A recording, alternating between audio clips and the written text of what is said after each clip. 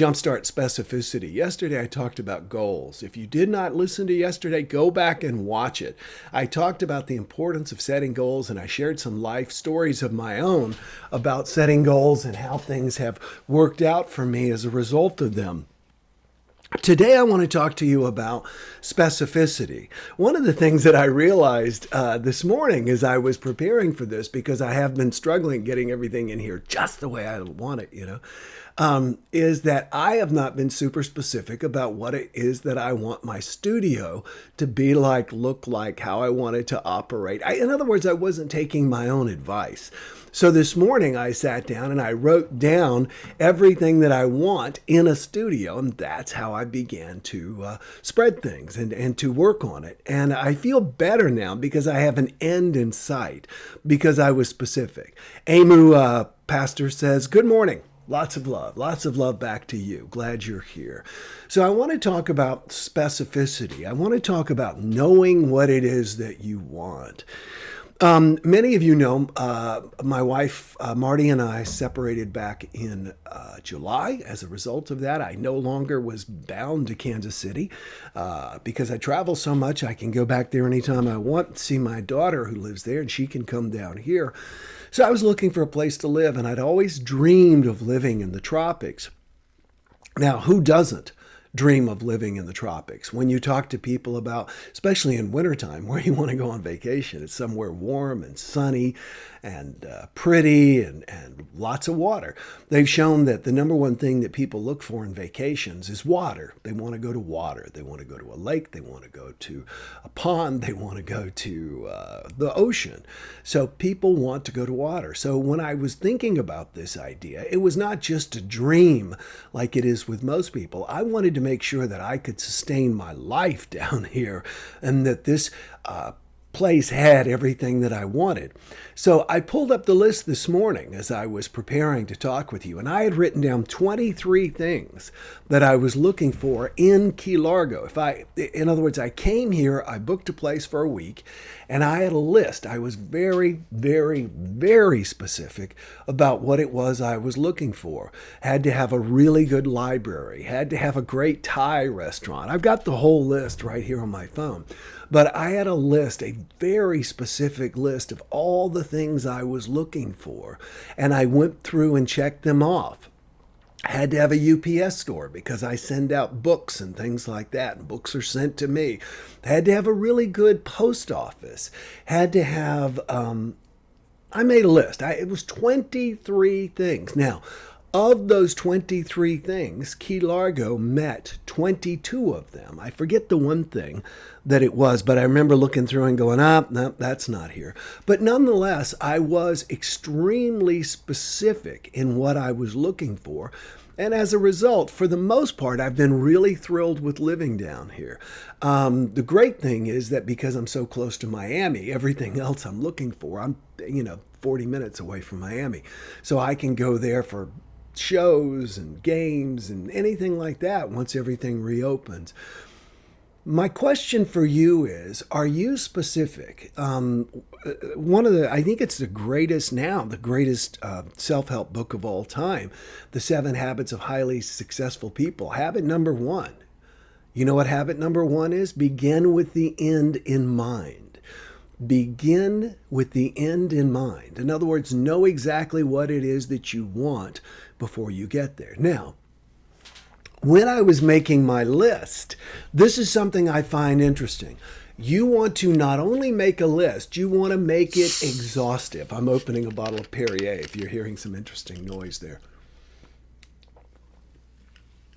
You want to make the list exhaustive, and you want to make it complete, because here are some things that I left off my list for Key Largo. Number 1, I left off great cell coverage.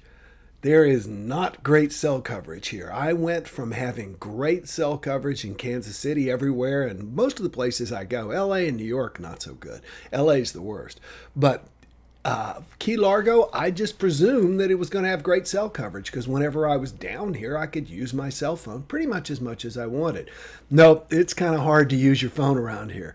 The other thing is, because the buildings are concrete, it's hard to use your phone inside. The second thing that I left off my list was a really good NPR station that I could pick up in my car. The closest, there's an NPR station south of us in Marathon, which is too far, and there's one in Miami with a weak signal. So all of this to say, I wish I'd have put those two things on my list, and to ask you, do you have a list about the most important things in your life? So often people will go and buy a house or buy a car without even writing down what it is they really think it is they're looking for and being specific about it. Now, I truly believe that we live in a metaphysical universe wherein all realities already exist, and until you write the list, you're not going to attract to you exactly what it is you want. Now, I remember I want to talk about this. One of the things that many of you have said is, wow, I appreciate your honesty. I have never been super clear about what I was looking for in a romantic partner.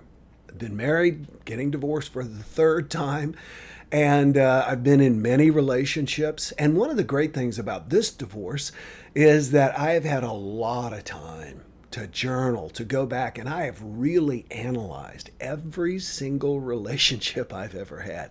If I dated somebody more than 2 weeks, I've got it in a spreadsheet, and I've talked about what happened, key moments, etc. I was looking at patterns. I was trying to figure out, why is it that I'm getting divorced for a third time? Because I have written books on relationships, programs on relationships. For the most part, I tend to have good relationships with my friends, etc. But why in the romantic area? And I realized I was never specific. Never specific. My daughter, God bless her, Leah, she put it so well to me. She said, Dad, your way of dealing with or having relationships has always been, well, you're here, let's make this work. In other words, from the very beginning, I would just be like, well, you're attractive, we have a good time. I don't even ask myself. I never asked myself what was important in a romantic partner, and therefore I would attract to me all the things that I don't necessarily want, but which were kind of like shiny objects. You know, we all have that shiny object syndrome. Something new, somebody interesting, etc., and shiny object, off we run. So this time, just so you'll know, I have written out with such amazing specificity exactly what I'm looking for. That was one of the things that I did, was I sat down and I took my time, and over a period of months, I wrote out what it was that I was looking for in a romantic partner. And more important than that, I actually went through and recorded it as something that I listened to on a daily basis. And what I realized is that anything that I leave out is probably not going to be there. So I want to be as specific as I can. Now, I know this sounds very crazy, but I can tell you that I have done this before with cities that I have moved to. I have done this with jobs that I have had. I have done this with cars, places that I worked. The actual physical location of where I worked, etc., etc., etc. And it has blown me away. One of the things that I can tell you, absolutely, if you're a person that writes specific goals and reads them, then you've got a goal story. What I mean by that, a goal story is when you all of a sudden something just flashes in front of you that you're like, wow, I didn't think this could happen, but I wrote out everything that I was looking for, and here it is. Either it was here to begin with, or it somehow has magically shown up in my life. And that's one of the things we talked about yesterday when we talked about goals. It's very easy for things to show up in our lives so fast that we go, whoa, something is weird here, something's wrong. And we actually will get scared of setting goals, of doing this again in the future. In other words, as Marianne Williamson put so well, we are afraid of our power. We're not afraid of our limitations. We are afraid of our own power through our own specificity. Let me check in with some of you here. I see Dominic says, good morning. Therese says, water is a must-have. Great. Debbie Tankersley says, good morning, Debbie. Top fan Therese Napier says, begin with the end in mind. Exactly. You had it exactly. Tammy is here. We were talking about you, Tammy, earlier. I was asking where you were. Good morning, Tammy. Linda Farrell says, made it, running late. That's all right. You're never late in our world. Lisa Bartell says, yay, Linda's here. Power beyond measure, says Liz Schmidt. I agree wholeheartedly with that. Let me tell you the very first time I ever did this. My wife Lisa and I were moving to Seattle. Now, how did we come to pick Seattle when we were living in Wilmington, North Carolina? Well, we actually heard a audio from my idol and mentor, Earl Nightingale, asking the question rather, why do you live where you live? Is it because you want to live there, or is it because your parents chose to live there? Why do you, it was a bunch of questions, and I thought, wow. And at that time I was living in Wilmington, North Carolina, because I got a job there. That's why I was managing a radio station. And so she and I sat down and wrote out everything. Do you ever write goals as if they've already happened? Good question. I'll get to that. Yes. So we wrote out everything that we wanted in a city, and we did research. This was back before the internet. We did research for 6 months, going to the library. I'd pick her up for lunch every day, and we would go to the library, and we would have a picnic, and we would look at books and read about various cities. And then when we narrowed it down to the top 12 cities, we then emailed their Chamber of Commerce and said we were thinking about moving there. Would they please send us information? Most of them did. We then narrowed that down from the top to the top six cities, and we subscribed to their Sunday papers.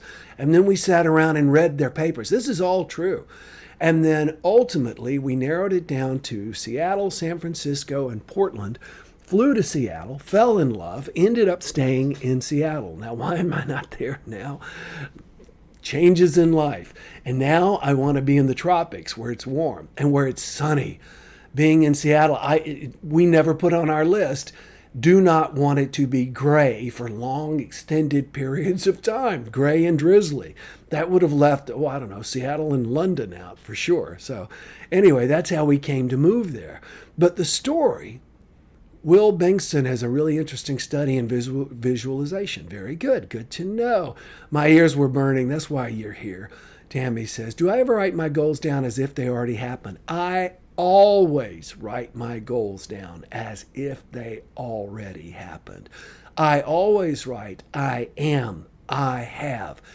Your mind does not know the difference between what is real and what is vividly imagined. And your mind does not understand time. So you want to talk about things in your goals as if they already exist. When we're talking about goals, put them always in the present tense. Also, we did a whole thing about affirmations. Go back and look that one up. We want them to be powerful, present, and personal. You don't want to set goals for anyone else that's not personal. You want it to be powerful. Use words like, I am excited to be living, or I love the fact that I wrote down for a long time my size 32 pants were comfortable on me. Now they are, but it took a while. But yes, always put it in present tense. Make it powerful, personal, and present, okay? So yes, always do that. Sunshine is the best. Your attitudes change for the better. I agree with that. So listen, I want to invite you to take a minute and write down, and I want to cover why you don't do this real quick. You know why you don't write your goals down? Several reasons. One, you don't want to write them down and them not come true. You'll feel foolish. Well, just do this for yourself. Don't share them with anyone. No one knows my goals but me. Okay, so don't share them with anyone. You feel foolish. That's why you don't do it. Number two, you're afraid you're going to pick one thing and you're not going to get something else better. This is the idea of sitting in a boat with a fishing rod and never putting it in the water because you're afraid that when you catch one big fish, a bigger one is going to swim by. You know what? That could happen, but the chances are you're going to miss the first fish if you don't put the line in the water. So that's another reason people don't write their goals down and write them with specificity. And the third thing is they're afraid it may not happen. Well, until you try it, I can guarantee you one thing, it's not going to happen. It is not going to happen until you write it down and are specific. Thoughts are things, says Mike Dooley. Yes, he does. And Mike is an awesome guy and his stuff is wonderful. You should check out Mike Dooley. So listen, take my challenge. Take a few minutes. Use your phone.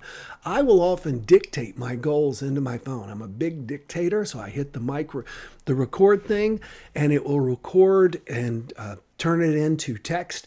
And I do that all the time. Then read them. Just read them. Read what you wrote. Tweak them. Tweak them. If something no longer suits you, take it off the list. That's okay. You can edit your goals. This is a live, dynamic process, but one you certainly want to engage in. I want to hear your goal story. Cindy Cahill Benson says, shared. Thank you so much for sharing. Linda Farrell says, yep, we covered those things. Sunshine is best. Absolutely. Listen, everybody, thank you for sharing. This is how we build this morning community. And we know to look out and say, Tammy is not here yet. So be sure and share this with your friends and family. And I thank you so much. 9 of you shared yesterday. Let's see if we can break that. We were getting 20 shares. Let's see if we can get that higher. And I'm going to work on my orange skin so that I look even better for tomorrow. And for those of you who are part of my complaint-free meditation group, we've got 7 minutes. I'm going to see you live in there, and we are going to release and become relaxed and happier and more comfortable. If I can do this quickly, I want to share something with you. I'm having a little bit of an issue with my phone there, retyping messages. But I do want to share with you this comment that we got this morning. I say this morning, it's morning for me. And as happens for me, a lot of times I'll go to look for something and can't find it right then, just as I want to share it with you. But if you come into the Complaint-Free Life program, you're going to see just some wonderful shares about what people are saying. Oh, Victoria, here it is. Victoria Evans, I want to share, and I think she's with us this morning. This is what she says. Will, your book has arrived in the UK now. Thank you so much. That's very special, and I feel very, very special to be part of this group. You are all a huge part of my little personal journey here. Since I have been participating in this daily live meditation, my quality of life has improved by 100% or even 200%. I don't know. Is it possible to express happiness in numbers? A lot, anyway. And I've been trying for years with different ways of trying to empower my higher self. And without a doubt, daily meditation so far seems to be the most effective way of achieving this. Thank you. That's from Victoria Evans. And then she goes on to say she is originally Hungarian and living in England. So if you'd like to increase your happiness 100 to 200%, what are you waiting on? Check out Complaint-Free Meditation. Miroslav will put the link down here. Actually, I'm going to do it right now. You've got time to sign up and join us in the group this morning. You get 30 days free. And I look forward to having you there with us this morning. It's so great when we get everybody together. Please put a link to the Complaint-Free Meditation, says Laura. There you go. It's very simple. You go in, you sign up. It's 30 days free, and then you ask to join the group. We do everything in Facebook because this is where most people are anyway. So I will admit you to the group, and then you're able to meditate with us live every single day or on demand anytime that you want. So thanks, everybody. I need to ring off and get ready for the meditation starting in just a little bit. You have a great day, and I will see you tomorrow live. Bye-bye. No more complaining people. Their lives are changing. We're flying high, creating a complaint-free world. No more